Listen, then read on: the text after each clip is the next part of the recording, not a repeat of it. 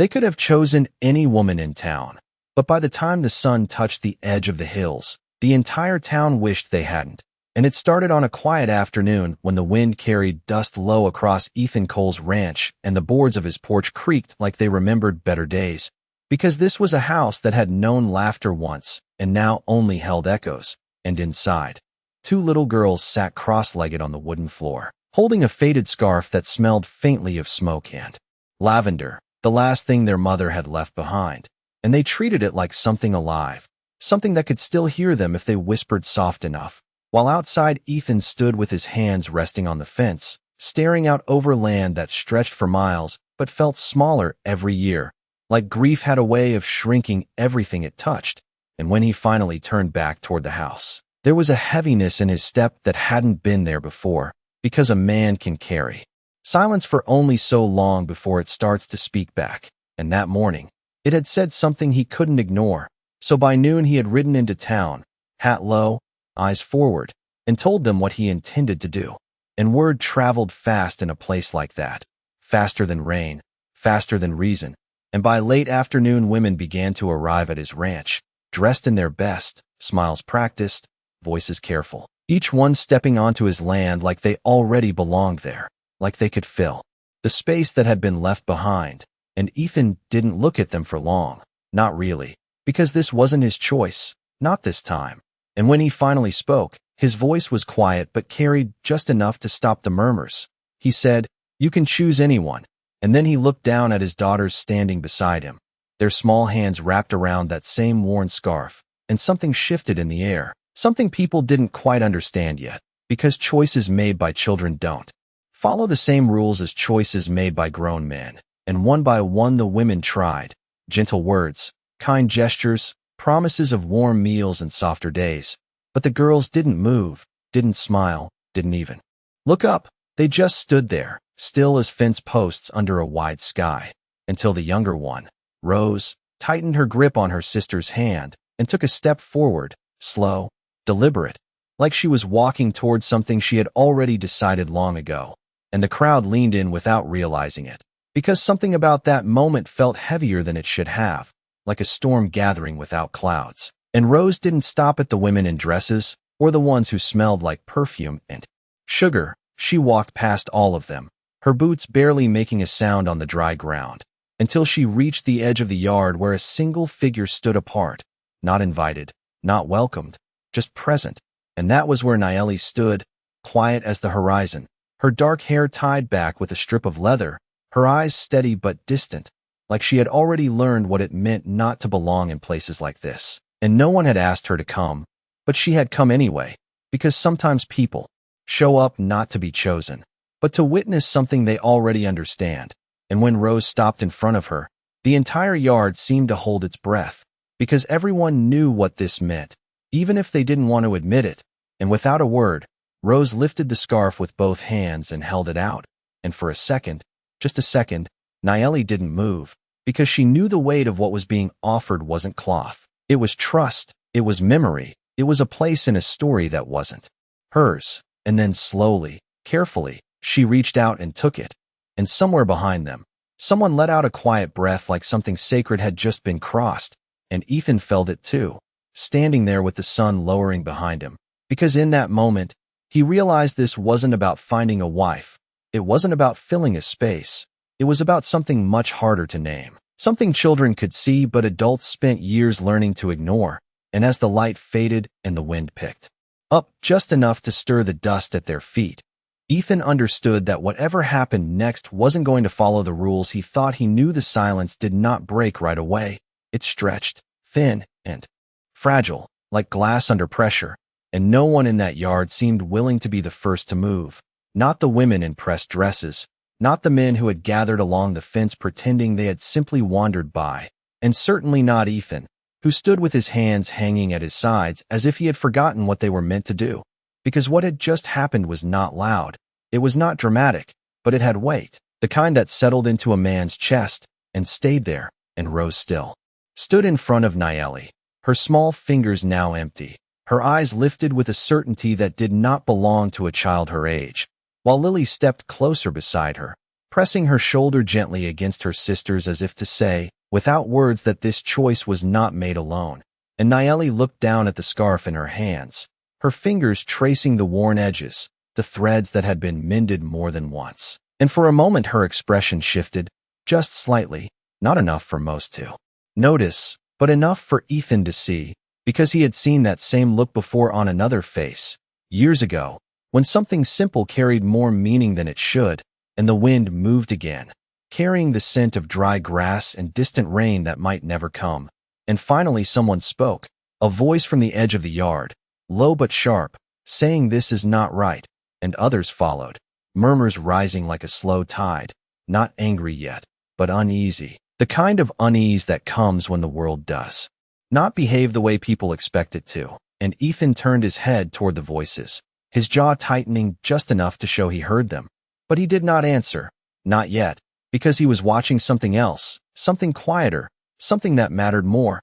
The way Nayeli did not step forward, did not claim anything, did not speak a single word to the girls who had just offered her a place no one else would have dared, and instead she knelt slowly, bringing herself down to their height, not above them, not below them, just level, and she held the scarf carefully between her hands before placing it back into Rose's grasp, guiding the child's fingers around it with a gentleness that felt practiced, learned over time. And then she did something no one expected. She shook her head once, small, almost imperceptible, and the gesture carried a meaning that did not need translation, and Rose's face tightened, confusion flickering there for the first time, while Lily frowned, her small brows pulling together as if she was trying to understand a rule that had never been explained to her, and Ethan felt something twist inside him, something that sounded like disappointment but felt more like recognition, because he understood that refusal was not rejection, not here, not now.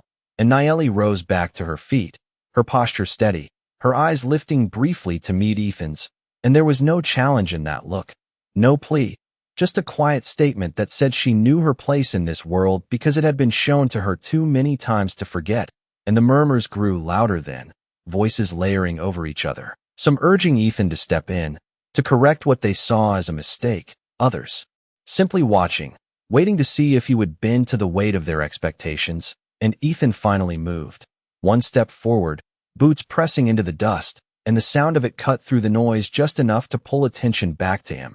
And he looked at his daughters first, at the way they held the scarf between them now, not offering it anymore, but not letting it go either. And then he looked at Nayeli, standing apart again, already retreating in a way that required no movement at all. And something in that quiet withdrawal unsettled him more than any protest could have, because it reminded him of how easy it was for good people to disappear simply because no one chose to see them.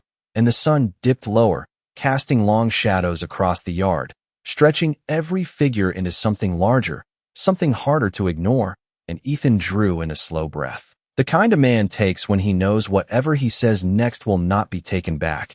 And yet the words did not come, not immediately, because this was not a decision that belonged to logic, not entirely. And the longer he stood there, the more he realized that the moment had already passed beyond him, that the choice had been made. The second Rose stepped forward, and everything after that was just the world trying to catch up. And somewhere behind him the screen door creaked softly in the wind, a hollow sound that echoed through the space like a memory of a home that used to be full. And Ethan closed his eyes for just a second, long enough to feel the absence that had shaped every day since, long enough to understand that what his daughters had done was not rebellion. It was recognition, and when he opened them again, the yard looked the same. The people stood where they had stood, the dust still drifted at their feet, but something had shifted in him, something quiet and irreversible. And though he still had not spoken, the weight of what was coming settled over the land like the first hint of a storm that no one could yet see. The first thing that changed was not a word, but a movement so small most people missed it. Ethan reached out and took the scarf from his daughter's hands, not pulling it away, not claiming it, just holding it for a moment as if weighing something far heavier than cloth. And when he lifted his eyes again, he did not look at the crowd, not at the women waiting, not at the men whispering along the fence. He looked at Nayeli, and there was something in that look that made the murmurs falter, because it was not defiance, not yet. It was something quieter, something steadier, like a man who had stopped asking permission from a world that never gave it freely, and the wind shifted again, carrying a cooler breath across the land as the sun dipped lower, stretching shadows long across the yard until they touched at the edges, and Ethan stepped forward, closing the distance that had been left between them. One step, then another, slow enough that anyone watching could have spoken, could have stopped him if they believed they had the right. But no one did, not really, because even in a place ruled by expectation, there were moments that belonged only to the people inside them. And when he stopped in front of Nayeli, he did not stand above her, did not tower or command. He simply held out the scarf again, not to give, not to take, but to return it to the space where it had meaning. And for a second, the world seemed to narrow down to that small exchange, cloth between hands, breath held in chests, eyes searching for something that could not be named out loud. And Nayeli looked at him, really looked this time, not as a stranger on a porch, not as a man in a place that had never welcomed her, but as someone standing at the edge of a choice that could not be undone. And she did not reach for the scarf right away, because she understood what it meant to accept something given by children.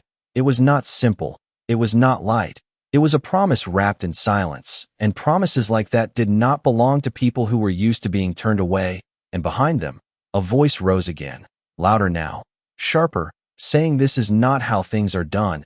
And another voice followed, reminding Ethan of what people would say, what they would think, what it would cost him. And the words came like a steady pressure, not loud enough to break the moment, but constant enough to try. And Ethan did not turn this time, did not acknowledge them with a glance, because he had already heard those voices his entire life, in different forms, different words, always telling him what was right, what was acceptable, what was safe.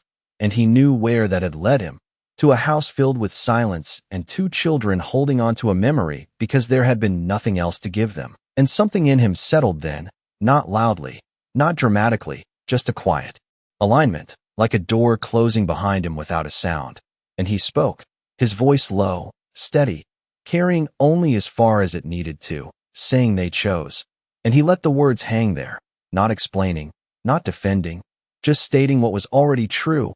And the simplicity of it seemed to confuse more than anger, because there was nothing to argue with, no justification to dismantle. Just a fact that did not fit the shape people expected. And Nayeli's fingers moved then, slowly, reaching out to touch the edge of the scarf, not taking it fully, just feeling the worn fabric beneath her fingertips. And in that small contact something passed between them, not agreement, not yet, but recognition, the kind that does not need language. And Rose stepped closer again, her small hand pressing gently against Nayeli's wrist as if to say what words could not. And Lily followed, her presence steady, unshaken, and for a moment, the three of them stood like that, connected by something invisible but undeniable. And Ethan watched it unfold with a stillness that came from understanding he was no longer the one leading this moment. He was witnessing it. And as the last light of the day slid behind the hills, leaving the sky painted in soft gold and fading blue, the yard began to shift, not in noise, but in absence. People stepping back, turning away, conversations breaking off into quiet clusters that drifted toward the road, because whatever they had come to see, it was not this, and they did not know where to place it. So they chose to leave it behind, and soon the space grew emptier, the air lighter without the weight of so many watching eyes, until it was just the four of them standing there. The house behind, the open land ahead, and the kind of silence that did not feel empty, but full of something waiting to be understood. And Ethan finally exhaled, a slow breath he had been holding since before the sun began to fall. And he did not speak again, because there was nothing left to say that would make this clearer. And sometimes the most honest thing a man can do is stand still and let the truth settle where it belongs. Night came without asking permission, the kind of quiet that settles deep into the land and makes every small sound feel louder than it should. And the coal house stood there under a sky turning from gold to deep blue, its windows dim, its porch empty except for the echo of what had happened only moments before. And Ethan did not move right away. He stood facing the open yard, as if expecting something to return, something unfinished, but nothing did, only the wind, only the distant call of something far out in the hills. And behind him, Rose shifted closer to Nayeli, her her small hand still lightly resting against the woman's wrist, as if afraid that if she let go, this fragile moment might slip away like everything else that had once felt certain. And Lily stood just behind her, quieter, watching, always watching, the way children do when they are trying to understand the shape of something new. And Nayeli remained still, not stepping forward, not stepping back, her posture calm but not at ease, because she knew this place, knew the way silence could turn, knew how quickly acceptance could become distance again. And yet she had not left, not when the crowd faded, not when the voices disappeared into the road. And that choice, that staying, carried a weight of its own. And Ethan finally turned then, slowly, his boots pressing into the dirt with a soft, steady sound. And he looked at his daughters, really looked, at the way their faces held something different now. Not just hope, but expectation. And that was harder to carry, because hope could be fragile. But expectation demanded something in return, and he let out a breath that felt heavier than it should have, before stepping toward them, closing the space that had once felt so simple and now felt like a line he could not uncross. And when he reached them, he did not speak at first. He only reached down and rested his hand gently on Rose's shoulder, grounding himself as much as her. And then his eyes moved to Nayeli again, and there was no question in them this time, no hesitation left to hide behind, just a quiet understanding that whatever happened next would not be guided by the town, or by the past, or by the voices that had already walked away. And still, he did not offer words, because words had a way of breaking things that silence could hold together. And instead he turned slightly, just enough to open the space beside him, the porch, the door, the house that had been empty for too long. And the gesture was small, almost nothing, but it was not nothing. And Nayeli saw it, because she had spent a lifetime learning to read what was not said, and her gaze lingered on that open space, measuring it, weighing it, not as an invitation, but as a possibility. And for a moment she did not move, because stepping forward meant more than crossing a yard. It meant stepping into a story that had not been written for her. And stories like that could be kind, or they could turn without warning. And the wind brushed past again, softer now, carrying with it the faint scent of water from somewhere unseen. And Rose's fingers tightened slightly, a quiet, wordless plea. And Lily took a step closer as well, her presence steady, unwavering. And that was what shifted it, not the man, not the house, but the children, because children do not offer what they do not mean. And Nayeli understood that better than most, and slowly, almost imperceptibly, she moved, one step forward, then another, not rushed, not hesitant, just deliberate, as if each step needed to be chosen. And Ethan did not move to meet her, did not reach out again. He simply remained where he was, holding that space open. And when she came to stand near them, close enough that the distance between them no longer felt like a boundary, something in the air changed, not loudly, not dramatically, just enough that it could be felt, like the first drop of rain on dry ground. And inside the house, the door shifted slightly on its hinges as the wind brushed it, a soft creak that sounded almost like a welcome. And Ethan finally spoke then, his voice low, steady, not directed at the town, not even at Nayeli, but into the space between them, saying, "It is getting cold." And it was a simple thing, an ordinary thing, but it carried more meaning than any declaration could have. And Rose looked up at him, her face brightening in a way that had not been seen in a long time, while Lily exhaled softly, the tension in her shoulders easing just a little. And Nayeli's eyes moved from the children to the doorway, then back again. And though her expression did not change much, there was a shift there, a softening that spoke of something being allowed, not claimed. And together, without any further words, they turned toward the house, for figures moving in quiet understanding. And as they stepped onto the porch, the boards creaked beneath their weight, the sound familiar, grounding, and for the first time in a long while, it did not echo like emptiness. It held something else, something beginning. Even if no one there was ready to name it, yet the door closed behind them with a soft, final sound that seemed louder than it should have, not because of the wood or the hinges, but because of what it marked, the line between what had been outside and what now existed inside. And the house felt different the moment they stepped in, not warmer yet, not brighter, but no longer hollow in the same way, as if the walls themselves were listening again after too many quiet nights. and Ethan paused just inside, his hand still resting lightly on the edge of the door as though he might need to open it again, but he did not, and behind him, Rose moved first, stepping forward with the kind of small confidence that only comes when a child believes something has already been decided, and Lily followed close, her eyes moving around the room, taking in every detail as if she were seeing it for the first time, even though nothing had changed except the presence of one more person, and Nayeli stood just a step inside, not fully crossing the room, not claiming space that was not offered, her gaze quiet, steady, observing the worn table, the chairs that had seen years of use, the small things left exactly where they had always been, untouched, preserved in a way that spoke more of absence than memory. And for a moment no one spoke, because this was not a place for words yet.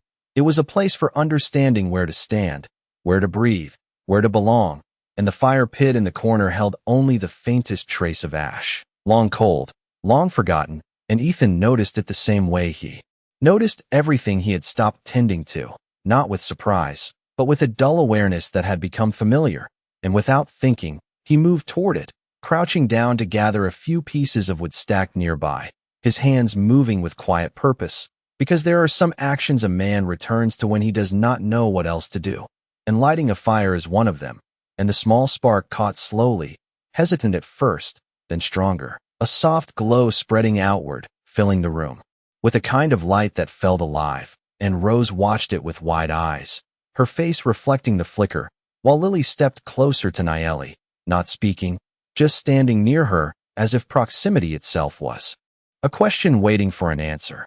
And Nayeli remained still for a moment longer, her hands resting loosely at her sides, before she moved toward the table, her fingers brushing lightly against the surface, feeling the grooves left by years of use. And there was no judgment in her touch, only recognition, because she understood what it meant to keep something going even when it felt like it no longer served a purpose. And Ethan straightened slowly, the fire beginning to take hold behind him, and when he turned, he saw the way his daughters had placed themselves, one near the warmth, one near the stranger who was no longer entirely a stranger, and something about that arrangement settled into him, not comfortably, not easily, but honestly, and he reached for a kettle sitting on the edge of the table, filling it with water from a nearby jug, the sound of it pouring steady, grounding, and he set it over the growing flame without a word, because sometimes the simplest acts are the only ones that can be trusted in moments like this. And the air began to shift, the faint chill giving way to warmth that spread slowly, touching each corner of the room, and Rose moved closer to Nayeli then, holding the scarf again in both hands, looking up with a quiet expectation that had not faded since the yard. And this time, when she offered it forward, she did not extend it fully, she simply held it between them, as if waiting for something more than acceptance, waiting for understanding. And Nayeli looked down at the child, then at the scarf, and then at Lily, whose steady gaze had not wavered once. And something in that silent exchange passed between them again, deeper this time, less uncertain, and slowly, carefully, Nayeli reached out and adjusted the scarf in Rose's hands instead of taking it away, folding one edge inward, smoothing the fabric with a gentle precision that spoke of habit, of care, of something practiced long before this moment. And Rose watched closely, her small fingers following the movement, learning without being told, and Lily leaned in slightly, her attention fixed, absorbing the quiet lesson being offered, and Ethan stood there, watching it unfold, and for the first time since the day had begun, he felt something shift that was not heavy, not uncertain, but steady, like a place finding its balance after being left alone too long, and the kettle began to hum softly as the water warmed. A low, comforting sound that filled the silence without breaking it, and outside, the wind moved across the land. But inside, something else had taken hold, something that did not need to be named yet, something that simply existed in the way they stood, the way they moved, the way the house no longer felt like it was waiting for someone who would never return, but instead was beginning to hold something new, something fragile, something that might, if left undisturbed, grow into something none of them had expected, but all of them, in their own quiet ways, had already chosen. The fire settled into a steady rhythm, soft cracks and low whispers filling the space between them, and for a while, That was enough, the kind of quiet that did not press or demand.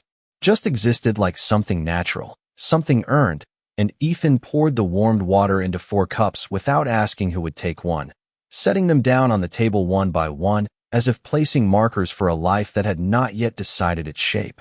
And Rose climbed onto her chair, pulling her knees close, the scarf now folded neatly in her lap the way Nayeli had shown her, her small fingers tracing the edges again and again as if memorizing the movement, while Lily remained standing for a moment longer, watching Nayeli with that same steady gaze that seemed older than her years. And then she reached out, not to take, not to ask, but simply to rest her hand lightly against Nayeli's sleeve. And it was a small thing, easy to miss, but it carried a quiet certainty that needed no explanation. And Nayeli looked down at the hand, then at Lily's face, and there was something in her expression that shifted again, softer now, not guarded in the same way, as if the space between them had begun to change without either of them forcing it. And she did not pull away, did not step back. She simply remained there, allowing the contact to exist, and Ethan noticed that too, the way stillness could say more than any promise. And he leaned back slightly against the table, his hands resting on the worn wood, watching not like a man waiting to decide, but like one who had already stepped into something he could not yet name. And outside, the night deepened, the sky stretching wide and endless, while the land cooled inch by inch. But inside, the warmth held, growing quietly, steady as breath. And the cups sat untouched for a moment until Rose reached for hers, lifting it carefully with both hands, blowing gently across the surface the way she had seen before. And Lily followed, sitting now, her fingers still brushing lightly against Nayeli's sleeve, as if making sure she was still there. And Nayeli hesitated before taking the last cup, not because she doubted, but because she understood the meaning in such a simple act, sharing warmth in a place that had not offered it before. And when she finally did, her fingers wrapped around the cup slowly, feeling the heat seep into her skin, grounding her in a way that words never could. And Ethan took the final seat, the chair across from them. And for the first time, the 4 of them sat together at the same table, not as something defined, not as something named, but as something present. And the silence returned again, but it was different now, not empty, not uncertain. It carried a quiet understanding, like a space that had begun to accept what it held. And the firelight moved across their faces, soft and shifting, revealing small details that daylight had hidden, the tired lines in Ethan's expression, the calm steadiness in Nayeli's gaze, the fragile hope in Rose's eyes, and the quiet strength in Lily's posture. And somewhere between those details, something began to form, not fully, not clearly, but enough to be felt. And after a while, Ethan spoke, not loudly, not with weight, just a simple question placed gently into the room, asking if they were cold. And Rose shook her head quickly, her hair catching the light as she smiled faintly, while Lily did not answer, only tightened her hold just slightly. And Nayeli looked toward the fire, then back at Ethan, and she gave a small nod, not because she needed the warmth, but because she understood the question was not about temperature. It was about presence, about whether she would stay or step back into the distance she had always known. And the answer came not in words, but in the way she remained seated, in the way her hands stayed around the cup, in the way she did not rise when she easily could have. And Ethan saw it, understood it, and for a moment, something in his chest loosened, something that had been held tight for longer than he realized. And the house seemed to breathe with them, the walls no longer pressing inward but holding steady. And outside, the wind passed by without entering, as if respecting a boundary that had finally been drawn. And time moved quietly forward, measured not in minutes, but in small shifts. A glance held a second longer, a hand that did not pull away, a space that did not feel as wide as before. And in that slow, steady unfolding, something began to root itself, something that did not need permission from the world beyond the door, something that belonged only to the 4 people sitting in that flickering light. And though none of them spoke it aloud, though no one named what was happening, they all felt it in their own way, the beginning of something that would not be easily undone, something that had already crossed the line between chance and choice, and would not turn back. The night did not rush them. It settled slowly, like it knew this house needed time to remember how to hold people again. and the fire burned lower but steadier, casting softer light across the room as the hours stretched quietly forward, and one by one the small sounds began to change, the creak of wood no longer echoing but blending into something calmer, something lived in, and Rose's head began to dip where she sat, her fingers still curled loosely around the edge of the scarf in her lap, her eyes fighting the weight of sleep until they could not anymore, and she leaned slightly toward Naeli without realizing it, her small shoulder brushing against the woman's arm, and this time there was no hesitation, no pause. Naeli shifted just enough to support her, steady, careful, allowing the child to rest without drawing attention to the moment, and Lily noticed, of course she did, her eyes lifting from the quiet space in front of her, watching the way that movement happened, not forced, not claimed, just given, and something in her expression softened in a way that had been held back all evening, and she exhaled, slow and quiet, before finally letting herself lean as well, not fully, not all at once, but enough that the space between them closed. And Ethan saw it from across the table, the way both girls had found their place without asking, and he felt that same quiet shift again, deeper this time, like something inside him settling into a place it had not known was empty, and he did not move to interrupt it, did not speak, because there are moments a man understands are not his to shape, only to witness, and the kettle had long since cooled, the cups half empty now, forgotten in favor of something more important, and the fire gave one soft crack as a piece of wood shifted, sending a brief spark upward before it faded back into glow, and outside, the wind moved through the open land, but it did not reach inside, as if the night itself had chosen to leave this place undisturbed, and time passed in that quiet way that cannot be measured by clocks, only by the way breathing slows, by the way shoulders relax, by the way a house begins to feel like it is holding something again, and after a while, Ethan rose from his chair, not abruptly, not with purpose that needed to be announced, just a slow movement, careful not to break what had settled around them, and he stepped toward the back of the room where the small bed stood, simple, worn, but clean, prepared out of habit even when they had not been needed in the same way, and he adjusted one of the blankets, smoothing it down with hands that knew the motion without thought, and when he turned back, he paused, because the sight before him was not something he had expected to see so soon. Rose fully asleep now, her head resting gently against Naeli's side, the scarf still held loosely in her hands, and Lily sitting close, not asleep yet, but no longer holding herself apart, her posture relaxed, her eyes half closed, and Naeli remained where she was, not shifting them away, not correcting their closeness, simply allowing it, her hand resting lightly near Rose's shoulder, not touching fully, but close enough to be there if needed, and her gaze lifted briefly to meet Ethan's across the room, and there was something unspoken in that look, not a question, not a request, just an acknowledgement of what had formed without permission, and Ethan gave the smallest nod, barely a movement, but enough, because sometimes agreement does not need to be spoken to be understood, and Lily noticed that too. The exchange, the quiet understanding passing between the two adults, and for the first time since the day had begun, she allowed her eyes to close fully, trusting something she had not been able to trust before, and the room grew still again. But it was not the stillness of absence, it was the stillness of something being held carefully, something fragile but real, and Ethan moved back toward the fire, lowering himself into the chair once more, his gaze resting not on the flames, but on the three figures across from him, and he realized then that nothing had been decided in the way the town would understand. There had been no agreement, no declaration, no binding words spoken into the air, and yet something had been chosen all the same, something that could not be undone by mourning or by opinion or by the distance of others. And as the fire dimmed further, casting long shadows that no longer felt empty, Ethan leaned back slightly, his hands resting on his knees, and for the first time in a long while, the silence did not press against him, it did not ask for answers.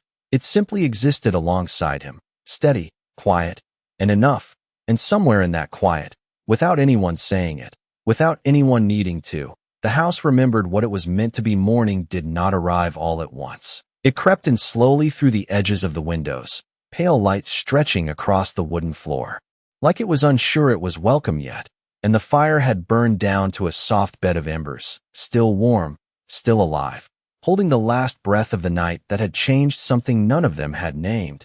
And Ethan was already awake, not because he had slept well, but because something in him no longer allowed him to sleep the way he used to, and he sat there for a while, unmoving, watching the quiet scene before him as the first light revealed it piece by piece.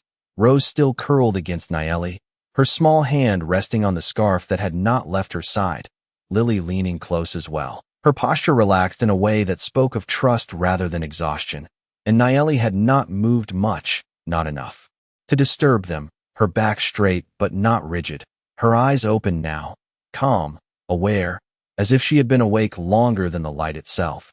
And for a moment, neither she nor Ethan spoke, because there was something fragile in the air, something that might shift if touched too quickly, and the house felt different again in the morning, not just lived in, but held, as if it had accepted what had been placed inside it overnight. And Ethan finally stood, slow, careful, his boots quiet against the floor as he moved toward the window, looking out over the land that stretched wide and unchanged, the same fences, the same distant hills, the same sky that did not care what had happened under it.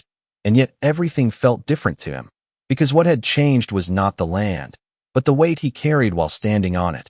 And behind him, Rose stirred, a soft sound escaping her as she shifted slightly, her fingers tightening around the scarf before she opened her eyes, blinking against the light. And for a second she seemed unsure where she was, until she looked up and saw Nayeli still there, still present, and something in her expression softened immediately, a quiet relief that did not need to be spoken, and Lily followed not long after, her gaze steady as always, but now with something else beneath it, something that had not been there the day before, and she did not move away, did not create distance. She simply remained where she was, as if the space she had found was one she intended to keep, and Nayeli shifted then, gently, carefully, allowing both girls to sit up without losing the closeness they had formed, and she rose to her feet with a quiet grace that carried no urgency, no discomfort, just presence, and Ethan turned back toward them at that moment, his eyes moving from one to the other, taking in the way the morning had settled around them without breaking what the night had built, and he nodded once, a small gesture, acknowledging what was already understood, and he moved toward the table again, reaching for the kettle, refilling it without thinking. Because routine has a way of grounding moments that feel too large to hold, and as the water began to warm once more, the house filled with the same soft sounds as before, but now they felt different, not unfamiliar, just changed, like something had been adjusted into place, and Rose slid down from her chair, the scarf still in her hands, and walked toward Nayeli without hesitation, holding it up again, but this time not as an offering, not as a question, just as something shared. And Nayeli knelt slightly, meeting her halfway, her fingers moving once more to adjust the fold, smoothing it gently, and Rose watched closely, repeating the motion herself with careful attention, and Lily stepped closer too, her hand resting briefly against Nayeli's arm, not seeking reassurance, but giving it, and Ethan saw that, understood it in a way he could not explain, because children do not give trust where it has not been earned, and what they were offering now was not new. It was something that had been recognized long before he had seen it, and outside, the distant sound of a horse carried faintly through the morning air, a reminder that the world beyond the house had not stopped, that it would come, as it always did, with its expectations and its questions, but inside, none of that had reached them yet, and Ethan felt that boundary clearly, like a line drawn not in the dirt, but in something deeper, something that could not be erased by voices or doubt. And as the kettle began to hum again, he looked at Nayeli, really looked, not as someone passing through, not as someone standing at the edge of his life, but as someone already within it, and he did not speak, not yet, because there are moments when words would only make something smaller, and this was not something small, and the morning light grew stronger, filling the room inch by inch, touching each corner, each face, each quiet movement, and for the first time and longer than he could remember, Ethan did not feel like he was waiting for something to end. He felt like he was standing at the beginning of something he did not fully understand, but was no longer afraid to step into. The sound of hooves did not rush. It came steady, measured, like the kind of arrival that expected to be seen, and Ethan heard it before the others did, his head turning slightly toward the window as the rhythm carried across the open land. Not fast, not urgent, just deliberate. And something in that sound pulled the quiet tighter inside the house, not breaking it, but reminding it that the world beyond the walls had not forgotten them. And Rose paused mid-step, her fingers still holding the edge of the scarf, her eyes lifting toward Ethan as if asking a question she did not yet know how to form, while Lily did not move at all, her gaze shifting toward the door, steady, aware, and Nieli's posture changed in a way so subtle it might have been missed, her shoulders drawing just slightly straighter, her attention turning outward without losing what was happening inside. And Ethan did not speak right away.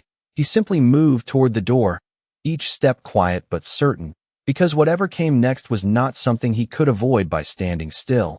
And when he reached the door, he rested his hand on the handle for a moment, not hesitating, just feeling the weight of what stood on either side of it, the space he had just begun to build behind him, and the one that had always existed beyond. And then he opened it, slow, steady, letting the morning light widen into the room as the sound of hooves came to a stop just outside, and a single rider sat there, framed against the pale sky, still, watching, not with hostility, not with welcome, just with the kind of quiet attention that meant he had come with purpose. And Ethan stepped onto the porch, closing the door gently behind him, not shutting it fully, just enough to leave it resting. And the air outside felt cooler, sharper, carrying the scent of dust and distance, and the rider shifted slightly in the saddle, revealing a familiar face, one that belonged to the town even if Ethan had never claimed it as his own. And the man's eyes moved past Ethan for just a second, toward the house, toward what he knew was inside, and then back again.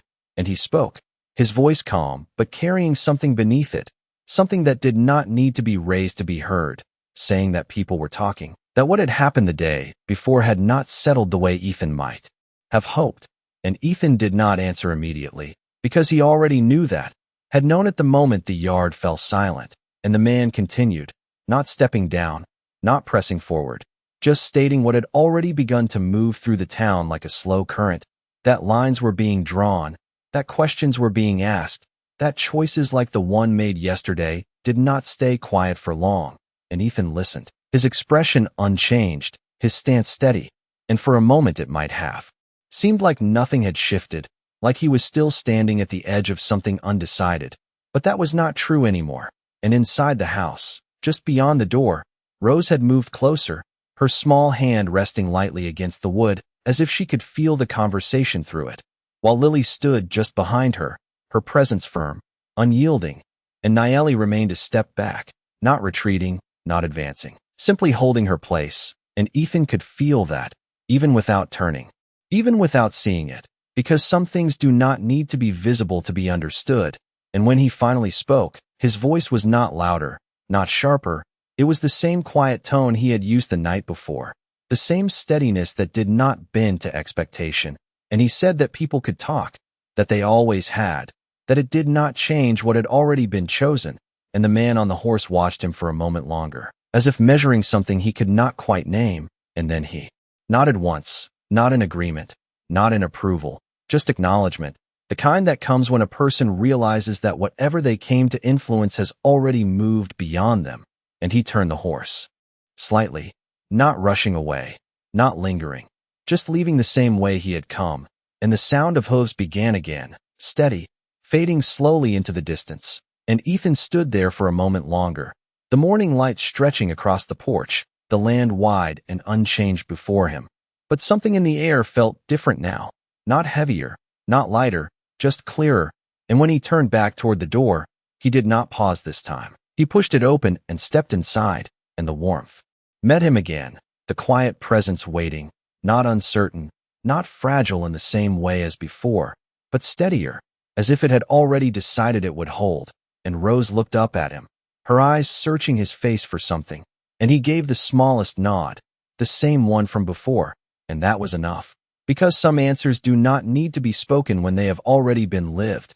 And the door remained open just slightly behind him, letting the outside world stay where it was, present, but no longer in control of what happened inside. The door remained slightly open behind Ethan, just enough for the outside air to linger at the threshold, but not enough to cross into what had already begun to take shape inside.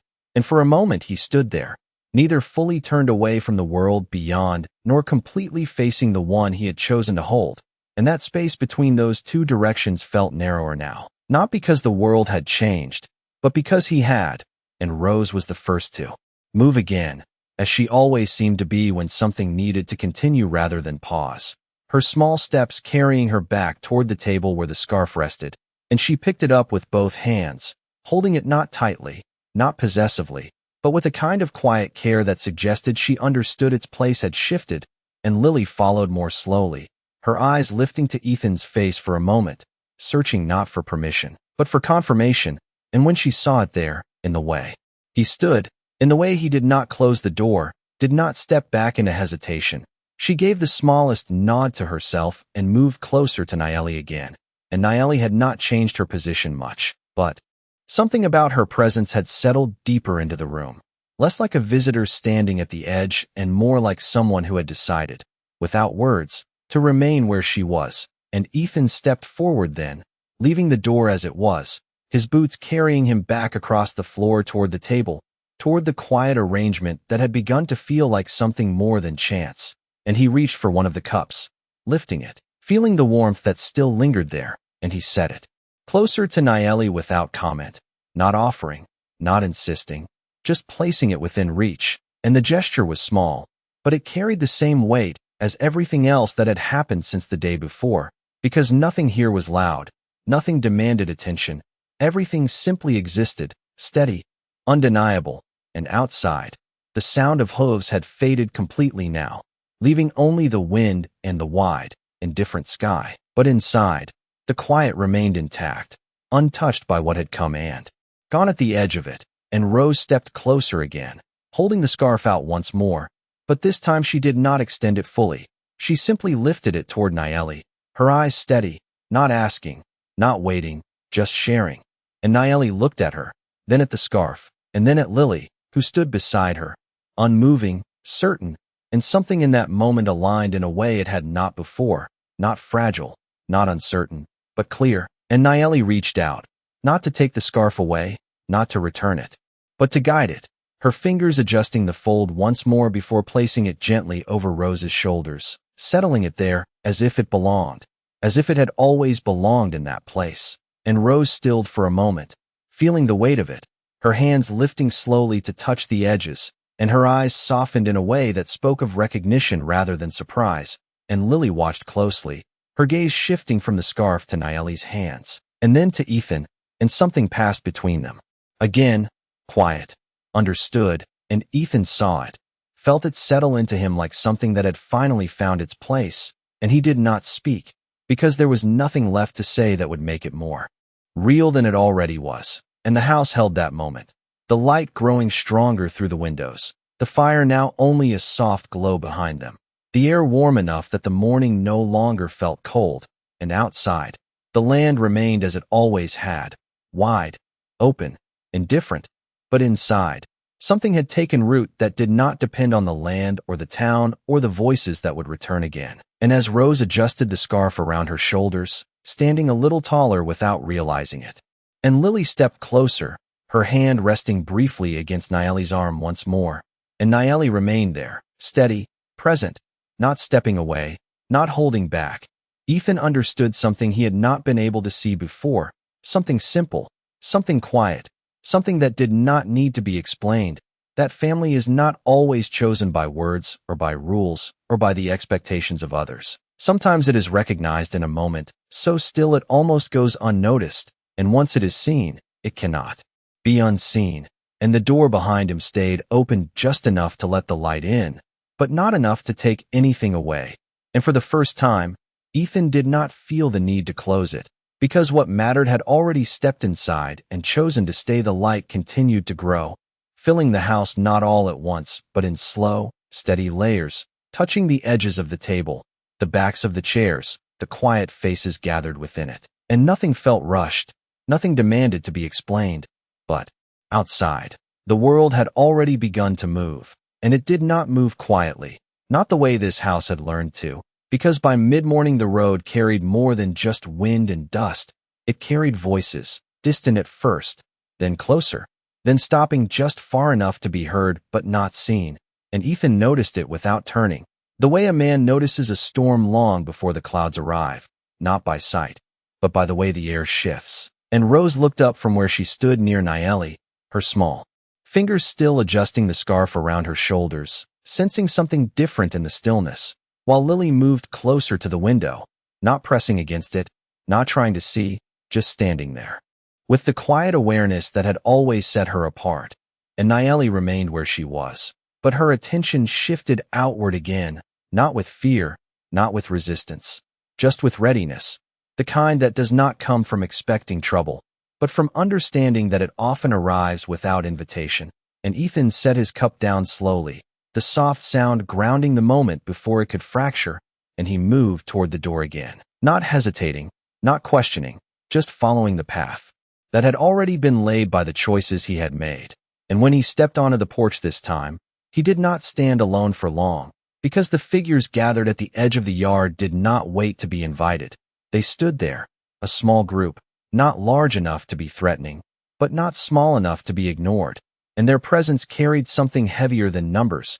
It carried expectation, and one of them stepped forward slightly, not crossing the invisible line of the yard, but close, enough that his voice did not need to be raised, and he spoke about order, about how things were done, about the lines that kept a place like this from falling into something uncertain.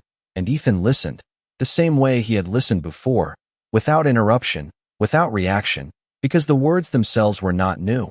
Only the moment was, and behind him, the door remained open just enough that the warmth inside could be felt. And Rose stood just inside that threshold, her eyes fixed on Ethan's back, not afraid, not uncertain, just watching, while Lily stood beside her, her posture steady, and Nayeli remained a step behind them, not hidden, not forward, simply present. And the man outside continued, his voice measured, not harsh, but firm, explaining that what had happened could not simply stand without consequence, that there were ways things had always been, and they existed for a reason. And Ethan let him finish, let the words settle into the space between them. And when the man finally stopped, waiting, expecting something in return, Ethan did not raise his voice, did not argue, did not defend. He simply spoke the same way he had before, quiet, steady, saying that some things change whether people agree to it or not. And the simplicity of it seemed to unsettle more than any defiance could have, because there was no force behind it, no attempt to push, just a statement that refused to bend.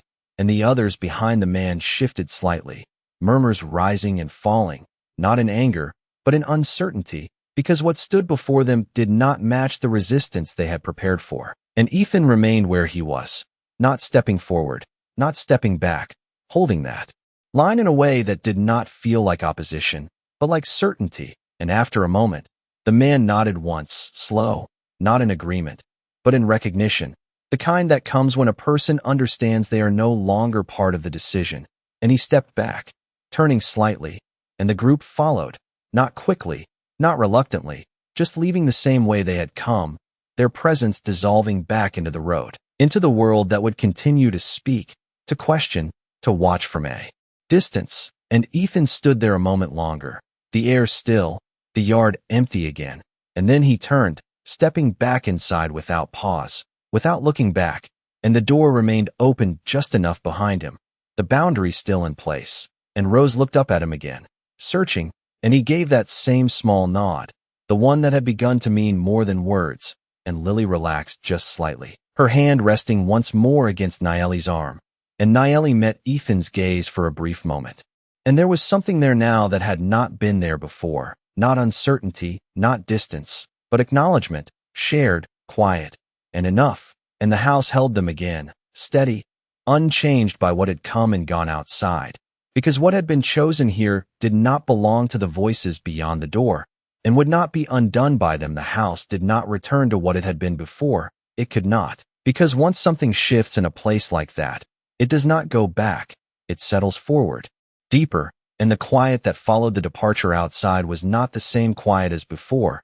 It carried a kind of certainty now, something that had been tested, not broken, and had chosen to remain, and Ethan stood just inside the doorway for a moment. Not because he was unsure, but because he understood that what had just happened was not an ending. It was a beginning that would continue to ask something of him, not loudly, not all at once, but steadily, over time. And he closed the door then, not gently, not forcefully, just firmly enough that it rested in place. And the sound of it settling into the frame marked something that did not need to be spoken, and Rose watched him do it, her eyes following the movement with quiet attention. And when the latch clicked softly, she exhaled in a way that was almost too small to notice. But it was there, and Lily shifted slightly beside her, her hand still near Nayeli's arm, not holding, not clinging, just present. And Nayeli stood where she had been, her posture unchanged, but something in her gaze had softened again, not in response to what had happened outside, but in recognition of what had not changed inside. And Ethan stepped away from the door, moving back into the room fully now, no longer divided between two spaces, and he crossed toward the table, his hand brushing lightly against the back of a chair as he passed, a small grounding gesture. And he stopped near the fire, now only a faint glow, and added another piece of wood without thinking, the habit of keeping warmth alive returning to him as naturally as breath. And the flame caught again, slowly, steadily, and the light shifted once more, filling the room with a softer warmth that seemed to settle into the spaces that had once felt empty. And Rose stepped closer to Nayeli again, the scarf still around her shoulders, but now she lifted one edge of it, holding it out not as a question, not as an offering, but as an invitation. And Nayeli looked down at her, then at the fabric, and she reached out, not to take it away, but to adjust it again, smoothing it across Rose's shoulders, then gently guiding it so that part of it rested across Lily's arm as well, connecting them in a way that did not need explanation. And Lily looked down at the fabric, then back up at Nayeli, and there was no hesitation there anymore, no distance left to measure, just a quiet acceptance that had already taken root. And Ethan watched that moment, the way the scarf now touched both of his daughters, the way Nayeli's hands moved with a care that was not practiced for show but came from something deeper. And he understood then that what had been chosen was no longer fragile in the way he had feared. It had moved past that, into something steadier, something that could hold even when the world outside pressed against it. And he pulled out a chair and sat down again, not across from them this time, but closer, shifting his place without making a point of it. And the movement was small, but it changed the shape of the room, brought them closer into a circle that felt less like four separate people and more like something shared. And no one spoke, because there was no need. The air itself seemed to carry what needed to be understood, and outside, the world would continue, the voices would return, the questions would not disappear. But inside, none of that held the same weight anymore, because something had already been answered in a way that did not depend on approval. And as the fire grew stronger again, its light steady and warm, Ethan leaned forward slightly, resting his forearms on the table, his gaze moving from Rose to Lily, then to Nayeli. And there was no uncertainty left in it, no searching, just recognition. And he did not say thank you, did not say stay, did not say anything that would try to define what had already formed, because some things lose their meaning when they are named too soon. And instead he simply reached for the cup nearest him, lifting it, taking a slow sip, and setting it back down with the same quiet steadiness that had carried through everything since the moment his daughters had stepped forward the day before. And Rose leaned slightly closer into Nayeli without thinking, and Lily did the same. And Nayeli did not move away, and the house held that stillness, not empty, not waiting, but full, in a way that could not be undone by what existed beyond its walls. And in that quiet, steady space, something settled into place that did not need permission to remain by the time the sun reached its highest point. The house no longer felt like something waiting to be filled. It felt like something that had already made its choice. And the light that moved through the windows no longer searched for empty corners. It settled easily, as if it had found what it needed.